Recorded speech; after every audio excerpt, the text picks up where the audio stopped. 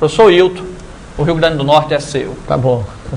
Vamos para a próxima questão, pessoal. Ela fala a respeito da prensa hidráulica, né? Dispõe-se de uma prensa hidráulica conforme o esquema a seguir, na qual os êmbolos A e B de pesos desprezíveis têm diâmetros respectivamente iguais a 40 centímetros e 10 centímetros. Se desejarmos equilibrar um corpo de 80 kg que repousa sobre o êmbolo A, deveremos aplicar em B a força perpendicular F de intensidade. Observe aí a prensa hidráulica, um bloquinho de 80 kg apoiado sobre o êmbolo A, de peso desprezível. O êmbolo B, nós aplicaremos uma força de intensidade F, na intenção de equilibrar o bloco de 80 kg. Ele quer saber, então, qual seria a intensidade da força que deveríamos aplicar no êmbolo menor. Observe que o êmbolo B ele tem menor área em relação ao êmbolo A. Então, estamos diante de uma prensa hidráulica. Se aparecer no vestibular esse ano a prensa hidráulica, lembre-se do princípio de Pascal. O que diz o princípio de Pascal, caro vestibulando? Se eu pego um fluido em equilíbrio e transmito a esse fluido, aplico num de seus pontos um acréscimo de pressão, se eu exerço aí um acréscimo de pressão, esse acréscimo de pressão vai ser transmitido integralmente para todos os pontos desse fluido em repouso, em equilíbrio, com a mesma intensidade. Nós vamos aplicar uma força no êmbolo menor, essa força, a intensidade dessa força, dividida pela área do êmbolo menor, vai dar então o acréscimo de pressão, a intensidade da força sobre a área do êmbolo menor. Vai dar um acréscimo de pressão sobre esse fluido, vai ser transmitido esse acréscimo de pressão a todos os pontos do fluido até atingir o êmbolo de maior área, o êmbolo que chamamos de A. Ora, podemos então, um pouco mais na frente, verificar que pelo princípio de Pascal, o acréscimo de pressão aplicado em um dos êmbolos se transmitirá integralmente ao outro. No caso, aplicamos uma força no êmbolo B, observe, essa força, repito, a intensidade dela dividido pela área do êmbolo B, vai dar o acréscimo de pressão que nós chamamos de ΔPB e vai então sendo transmitido pelo fluido até chegar ao êmbolo de maior área, ao êmbolo A. Muito bem, essa variação, esse acréscimo de pressão no êmbolo B igualado ao acréscimo de pressão que chegou no êmbolo A, vai ser substituído pela intensidade da força no êmbolo A sobre a área do êmbolo A, igualando-se à intensidade da força aplicada ao êmbolo B sobre a área do êmbolo B.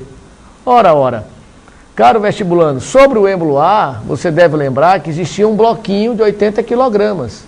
Veja, 80 kg. Então, qual é a força que está sendo aplicada no êmbolo A? A força peso desse êmbolo. Na verdade, a força peso desse bloquinho. Na verdade, seria uma força normal, a força de interação entre a caixinha e o êmbolo A, que tem o mesmo valor do peso. Massa vezes gravidade. 80 quilos vezes a aceleração da gravidade, que estamos admitindo 10. Então, sobre o êmbolo A, nós temos uma força de 800 newtons. Né? A área desse êmbolo A seria πr ao quadrado, a área de um círculo, observe. πr ao quadrado. E ele nos diz qual é o raio do êmbolo A e nos diz também no enunciado qual é o raio do êmbolo B. Substituindo esses raios, lembrando que eu posso simplificar o π que aparece no primeiro membro da equação com o π que aparece no segundo membro, eu ficarei então no primeiro membro com 800 newtons, a força que está sendo feita no êmbolo A, dividido pelo raio do êmbolo A ao quadrado, igualo isso à força que nós queremos encontrar, a intensidade da força no êmbolo B, pelo raio, dividido pelo raio do êmbolo B ao quadrado. Perceba que fazendo essas continhas, nós vamos encontrar que a intensidade da força aplicada foi de 50 newtons, né, Luiz? Uma força, veja na figura, o Luiz Carlos vai comentar aí para vocês, uma força que é maior ou menor do que o peso desse êmbolo, Luiz? Ok, vestibulando. Então, observe aí que uma força de 50 newton, você teria aproximadamente uma massa aí de 5 kg, né?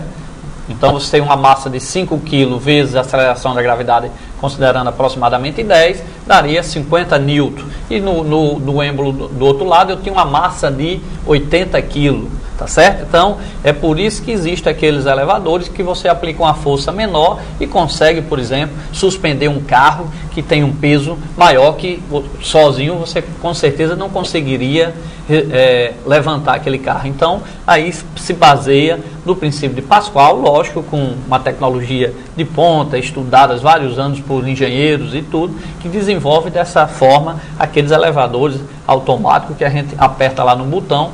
É muito comum nas trocas de óleo de carro utilizar esse tipo de princípio que com uma força pequena consegue suspender um objeto de massa maior, que daria uma força bem maior. Nesse caso aí, 80 kg seria equilibrado com a massa de 5 kg, como a gente calculou num êmbolo menor. Ok, professor Hilton? Perfeito. Veja que há uma ampliação, né, Luiz? De 5 kg para 80 kg, então 50 newtons para 800 newtons, nós temos aí uma ampliação, vamos dizer assim, de força significativa, né? Essa prensa hidráulica, ela amplia a força que a gente aplica no êmbolo menor. Ora, de 50 newtons para 80 newtons.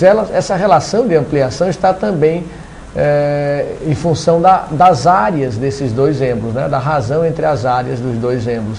A área do êmbolo menor e a área do êmbolo maior. Só lembrando aí na telinha, vestibulando, na telinha, você observa que tinha 20 centímetros o raio e 5 centímetros. Só lembrando aquela conta matemática. Newton é a unidade de força no sistema internacional.